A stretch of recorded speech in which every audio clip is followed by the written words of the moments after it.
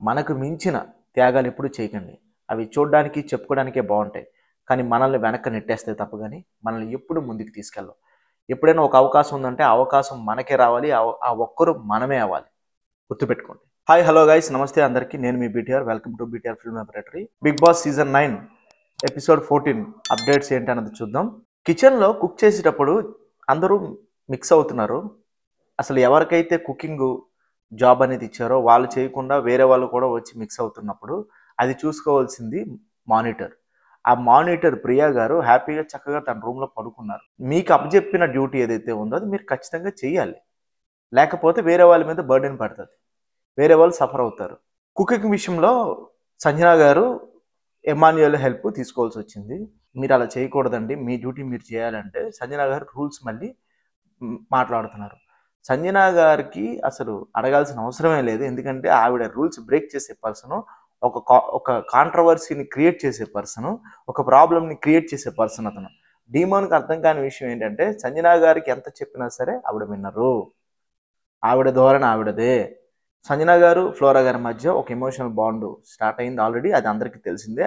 ఆ బాండ్ జర్నీలో ఇద్దరి ఫ్రెండ్షిప్ ఎలా తయారైందంటే ఒకరి కోసం ఒకరు దొంగతనంగా కోక్ బాటిల్స్ తీసుకొచ్చి ఇద్దరు తాగే పరిస్థితికి వచ్చింది. ఇలాంటి ఫ్రెండ్షిప్ మంచిదే. ఒకరి కోసం ఒకరు సాక్రిఫైస్ చేసే ఫ్రెండ్షిప్ ఏదైతే ఉంటుందో అది ఇప్పుడు కూడా ఆ బాండ్ అనేది బ్రేక్ అవ్వకుండా ఉండడానికి ఛాన్సెస్ ఎక్కువ ఉంటాయి. ఒక రిలేషన్షిప్ గొడవతో స్టార్ట్ అయింది అంటే ఆ రిలేషన్షిప్ ఎప్పుడు కూడా చాలా స్ట్రాంగ్గా ఉంటుంది. నార్మల్గా స్టార్ట్ అయ్యి మధ్య మధ్యలో గొడవలు అవుతున్నాయి అంటే ఆ రిలేషన్షిప్ విడిపోవడానికి ఛాన్సెస్ ఉంటాయి. కానీ స్టార్ట్ అవ్వడమే గొడవతో స్టార్ట్ అయిందంటే మెల్లగా వాళ్ళిద్దరి మధ్యలో ఒక ఫ్రెండ్షిప్ అనేది డెవలప్ అయిపోయి ఒక రెస్పెక్ట్ కూడా డెవలప్ అవుతుంది. నాగార్జున గారు వచ్చిన తర్వాత ఒక్కొక్కరికి క్లాస్ పీకారు, ఒక్కొక్కరు పాయింట్స్ చెప్పారు. ఇన్ఫర్మేటివ్గా అనిపించినాయి అవి. నాగార్జున గారు రావటమే సుమన్ శెట్టి గారిని అప్రిషియేట్ చేశారు. నువ్వు చాలా బాగా ఆడుతున్నావు, నీ కోసం బయట పాజిటివిటీ చాలా అదిరిపోయింది అని చెప్పి. నిజంగా సుమన్ శెట్టి గారికి బయట అంత పాజిటివిటీ ఉంది. సోషల్ మీడియా ఓపెన్ చేస్తే కనుక, ఓటింగ్ పోల్స్ చూస్తే కనుక ఆయనకున్న ఫాలోయింగ్ ఎవరికి కనిపించట్లేదు. సో ఆయన చాలా బాగా ఆడుతున్నారు గేమ్. పాజిటివ్ వైబ్ ఉంది ఆయన మీద. రంగు పడుద్ది టాస్క్లో భరణి గారికి రీతు గారు అన్యాయం చేశారు. ఓకే అనుకుందాం, మనం అందరం దాన్ని యాక్సెప్ట్ చేస్తున్నాం. బట్ డిఫెండ్ చేయాల్సింది ఎవరు? భరణి గారు. భరణి గారు కామ్గా ఉన్నారు. సంచాలక్ డెసిషన్ ఈజ్ ద ఫైనల్ అని చెప్పి కామ్గా ఉన్నారు. అది తప్పు కదా. సంచాలక్ డెసిషన్ ఫైనల్, ఓకే కాదన్ను. వై అని అడిగే రైట్ ఉంది కదా. నీ రైట్ కోసం నువ్వు ఫైట్ చేయాలి కదా. నువ్వెందుకు కామ్గా ఉన్నావు? ఎప్పుడైనా మనం ఒక వ్యక్తిని అభిమానించడం మొదలు పెడితే వాళ్ళ మీద నెమ్మదిగా రెస్పెక్ట్ అనేది స్టార్ట్ అయ్యి వాళ్ళు చేసే తప్పులు కూడా మనకి పాజిటివ్స్గా అనిపిస్తాయి. పాజిటివ్గా అనిపించినప్పుడు మనకు తెలియకుండానే మనం సబ్కాన్షియస్గా వాళ్ళకి హెల్ప్ చేయడం స్టార్ట్ చేస్తాం. రీతు గారు డిమాన్ విషయంలో జరిగింది అదే. రీతు గారు డిమాన్కి ఇన్ఫ్లుయెన్స్ అయ్యారు. ఎంతో కొంత ఇన్ఫ్లుయెన్స్ అవటం వల్ల డిమాన్ మిస్టేక్స్ అనేవి రీతు గారికి కనిపించలేదు. కనిపించకపోవడం వల్ల తను సబ్కాన్షియస్గా తనకు తెలియకుండానే తను డిమాన్కి సపోర్ట్ చేసింది. బట్ అందులో ఆవిడ తెలియకుండానే ఆవిడ చేసింది. ఆవిడ తప్పు అనకూడదు మనం. బట్ ఏదైనా ఓవరాల్గా ఒక మిస్టేక్ అయితే జరిగిందని అందరూ నమ్ముతున్నారు. ఆవిడ పనిష్మెంట్ ఖచ్చితంగా తీసుకోవాల్సిందే. ఖచ్చితంగా ఆ టాస్క్ అనేది క్యాన్సిల్ చేసి మళ్ళీ కెప్టెన్సీ టాస్క్ మళ్ళీ పెట్టాల్సిందే.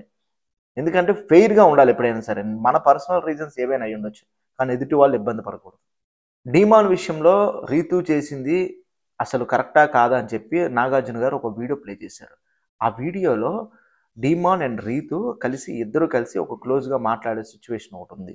అది దానివల్ల రీతు అలా ఇన్ఫ్లుయెన్స్ అయిందేమో అని చెప్పి అందరూ అనుకుంటున్నారు. కానీ నిజంగా వాళ్ళిద్దరి మధ్యలో జరిగిన కన్వర్జేషన్కి కెప్టెన్సీ టాస్క్లో రీతు సపోర్ట్ చేసిన దానికి యాక్సెస్ అయితే లేదు. ఎందుకంటే రీతు ఇన్ఫ్లుయెన్స్ అయ్యింది. బట్ ఏంటంటే అక్కడ నువ్వు వాంటెడ్గా డిమాన్ అయితే తనే కెప్టెన్సీ ఉండాలన్న డెసిషన్ అయితే కాదు. రీతు ఇన్ఫ్లుయెన్స్ అయింది. ఆ ఇన్ఫ్లుయెన్స్ త్రూ తనకు సపోర్ట్ చేసే పరిస్థితి వచ్చింది తప్ప కానీ డిమాన్నే గెలవాలి అనే అయితే కాంక్ష అయితే కాదు. కెప్టెన్సీ టాస్క్లో అన్ఫెయిర్ జరిగిందని చెప్పి సంజన గారు రీమ్యాచ్ అని నాగార్జున గారిని అడిగారు. రీమ్యాచ్ పెట్టాలా వద్దా అన్నది గ్రూప్లో అందరూ తీసుకోవాల్సిన డెసిషను, నాగార్జున గారు తీసుకోవాల్సిన డెసిషను. సంజన గారు మీరు రీమ్యాచ్ అని అడగడం వల్ల మీ స్వార్థం ఉంది అక్కడ. ఎందుకంటే రీతుకి అన్ని కంఫర్ట్స్ వస్తాయి, అది మీకు నచ్చక మీరు రీమ్యాచ్ అని అడిగారు. అందరూ మీలాంటి వాళ్ళే కదా అక్కడ. నాగార్జున గారు ఒక విషయం ఎక్స్ప్లెయిన్ చేస్తుంటే ప్రియా తనే ఎదుటి వాళ్ళ మనసులో కూడా ఏముందన్నది గెస్ట్ చేసి నాగార్జున గారికి చెప్పడం స్టార్ట్ చేస్తుంది. అసలు ఫస్ట్ ఆఫ్ ఆల్ వినికిడి శక్తి ఉన్న వాళ్ళు పైకి వచ్చినట్టు చరిత్రలో ఉంది.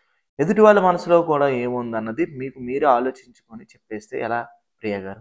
నాగార్జున గారు అప్పటికి మీ ముందున్నారు. నాగార్జున గారు అడుగుతున్నప్పుడు కూడా, నాగార్జున గారు మాట్లాడుతున్నప్పుడు కూడా మీ ఇష్టానికి మీరు ఆయన ఇది ఫీల్ అయ్యి ఉంటారు, ఆయన అది అనుకుని ఉంటారు అని చెప్పి నేను అనుకుంటున్నానని చెప్పి మీరు మాట్లాడుతున్నారు. మీరు గేమ్ ఆడుతున్నారా? లేకపోతే మీరు అక్కడికెళ్ళి సైకాలజీ ఏమైనా చదువుతున్నారా? ఈ జరిగిన ఏదైతే కన్వర్జేషన్స్ ఉన్నాయో, జరిగిన ఏవైతే ఎక్స్‌ప్లనేషన్స్ ఉన్నాయో వాటి మధ్యలోంచి డీమాన్ ఒక డెసిషన్ తీసుకున్నాడు. నేను కెప్టెన్సీ నుంచి క్విట్ అవుతున్నాను. రీమ్యాచ్ పెట్టండి. నా హానెస్టీగా నేను మళ్ళీ కెప్టెన్సీ అనేది అచీవ్ చేస్తానని చెప్పి డీమాన్ చెప్పాడు. అది చాలా హానెస్టీగా ఎక్స్ట్రాడినరీ అనిపించింది. ఒక వ్యక్తికి, ఒక మగాడికి ఉండాల్సిన మొదటి లక్షణం అది. హానెస్టీగా నిజం ఒప్పుకోవడం అనేది మొదటి లక్షణంగా ఉండాలి మగాడికి. నాగార్జున గారు చాలా క్లియర్‌గా చెప్పారు. ఈ గేమ్ అనేది సెలబ్రిటీస్ వర్సెస్ కామనర్స్ కాదు. House owners versus tenants. అది ప్రతి ఒక్కరు కూడా గుర్తుపెట్టుకోవాలి. హౌస్ బయట ఉన్నంత వరకే సెలబ్రిటీస్. వన్స్ హౌస్‌లోకి స్టెప్ ఇన్ అయిన తర్వాత all are equal. Female, male gender ఉండదు. అక్కడ ఫిజికల్ టాస్క్‌లు ఉంటాయి, మెంటల్ టాస్క్‌లు ఉంటాయి. అక్కడ ఎప్పుడు కూడా హైరార్కీ ఉండదు. సెలబ్రిటీయా, కామనరా అనేది గుర్తుపెట్టుకోవాలి ప్రతి ఒక్కరు కూడాను. హరీష్ గారు, మీరు హౌస్‌లోకి వెళ్ళిన పర్పస్ ఏంటన్నది మర్చిపోయారు. మీరు బయట మీ ఫ్యామిలీ ఎలా అయితే సఫర్ అవుతుందని చెప్పి మీరు ఫీల్ అవుతున్నారో అది అందులో ఎలాంటి నిజము లేదు. మనం అనుకుంటాం ఈ వ్యక్తికి మనం తోడు లేకపోతే జీవితాంతం హ్యాపీగా ఉండలేడు, ఈ వ్యక్తి సర్వైవ్ అవ్వలేడు అని అనుకుంటాం. అదంతా తప్పు. ప్రతి వ్యక్తి కూడాను ఈజీగా సర్వైవ్ అవ్వగలరు. వాళ్ళకి ఆలోచించుకునే శక్తి ఉంటుంది. మనం ఎదుటి వాళ్ళ గురించి టూ మచ్‌గా ఆలోచించడం అనేది, ఎదుటి వాళ్ళ మీద కన్సర్న్ అనేది అంత ఎక్కువ ఉండడం మంచిది కాదు. అది మనకు తెలియకుండానే వాళ్ళని ఒక రిస్ట్రిక్టెడ్ లైన్స్‌లో పెట్టినట్టు అర్థం అవుతుంది. సో, మీరు కూడాను అదే కోవలో ఉన్నారు. మీ వైఫ్ గారు చాలా హెల్తీగా ఉన్నారు అని ఆల్రెడీ నాగార్జున గారు ఒక వీడియో బయట ఆవిడతో తీసుకోవడం జరిగింది. అది ఎంత బాగా అనిపించిందంటే మనకి, ఎందుకంటే నాగార్జున గారు గేమ్ హరీష్ గారు బాగా ఆడాలని చెప్పి ఆయన ఏదైతే డల్‌గా ఉన్నాడో, ఫుడ్ ఏదైతే తీసుకోవట్లేదు అని చెప్పి ఆడియన్స్ ఫీల్ అవుతున్నారు అనుకుంటున్నారో, నాగార్జున గారు ఆ ప్రాబ్లమ్ కూడా ఒక సొల్యూషన్ ఇచ్చారు. ఇవ్వాల్సిన అవసరం కూడా ఉంది. ఎందుకంటే ఇప్పుడు అక్కడ ఆయనేదో 'బిగ్ బాస్' హౌస్‌లో పెట్టి ఆయన ఇబ్బంది పెడుతున్నట్టు ఫీల్ అవుతున్నారు బయట ఆడియన్స్. అలాంటిదేమీ లేదండి. నాగార్జున గారు, హరీష్ గారికి చాలా డాక్టర్స్ హయాంలో ఫుడ్ ఎళ్తుంది. ఆయన సైకలాజికల్‌గా ఇబ్బంది పడితే గనక ఒక సైకియాట్రిస్ట్‌ని పెట్టి ఆయనకి ఆహ్, క్లాసులు కూడా ఇస్తున్నారు. ఆయన అసలు కంప్లీట్‌గా ఔట్ ఆఫ్ ది ఎమోషనల్ నుంచి, ఔట్ ఆఫ్ ది డిస్టర్బెన్స్ నుంచి బయటకొచ్చారాయన. వాళ్ళ వైఫ్‌తో కూడా ఒక బైట్ తీసుకొని నాగార్జున అది కూడా చేశారు. వాళ్ళ వైఫ్ చాలా క్లియర్‌గా చెప్పారు. మీరు ఎళ్ళిన పర్పస్ ఏంటి? మీ 100% బయటకివ్వండి అని చెప్పి అది కూడా చాలా యూనిక్‌గా అనిపించింది. దట్ ఈస్ నాగార్జున గారు. That is game show. Game show అంటే మనం ఏదో అనుకుంటాం వాళ్ళందరిని అక్కడ బంధించి, వాళ్ళని ఇబ్బంది పెట్టి, వాళ్ళ ఫ్యామిలీలు బయట ఏదో సఫర్ అయిపోతున్నాయి అని చెప్పి మనం ఫీల్ అయిపోతున్నాం. అలా ఏమీ లేదు. ఆడియన్స్ ఎవ్వరు టెన్షన్ పెట్టుకోవాల్సిన అవసరం లేదు. హరీష్ గారు బ్రహ్మాండంగా ఆడుతున్నారు గేమ్. మనీష్ గారు రంగు తన్నటం వేరు, తొయ్యటం వేరు. మనం ఏ సిచ్యువేషన్‌లో ఉన్నా సరే మన వాల్యూస్ అనేవి, ఎథిక్స్ అనేవి మర్చిపోకూడదు. అర్థమవుతుందా? తన్నడం ఏంటి? తన్నడం అనేది, కాలుతో తన్నడం అనేది అసలు ఒక బ్యాడ్ సంకేతం అది. దానివల్ల మీరు ఫస్ట్ కార్నర్ అవ్వాల్సొచ్చింది. తప్పు మీలోనే ఉంది. నాగార్జున గారు ఒక లైన్ చెప్పారు. త్యాగాలు ఎప్పుడూ చేయకూడదు. ఆ త్యాగాలు చూడ్డానికి చాలా బావుంటాయి గానీ, లైఫ్‌లో మనల్ని ముందుకు తీసుకెళ్ళవు. 100% కరెక్ట్. నిజంగా ఆడియన్స్ గుర్తుపెట్టుకోవాల్సిందేంటంటే, జీవితంలో ఎప్పుడూ కూడాను మనకు మించిన త్యాగం మనం ఎప్పుడు చేయకూడదు. బెస్ట్ ఎగ్జాంపుల్ నేనే. నా లైఫ్‌లో కూడా పనికిరాని త్యాగాలు చేసి సంకనాగిపోయాను నేను. మీరు కూడా త్యాగాలు చేయకండి. త్యాగాలు ఎప్పుడు కూడాను మనల్ని ముందుకు తీసుకెళ్ళవు. అర్థమవుతుందా?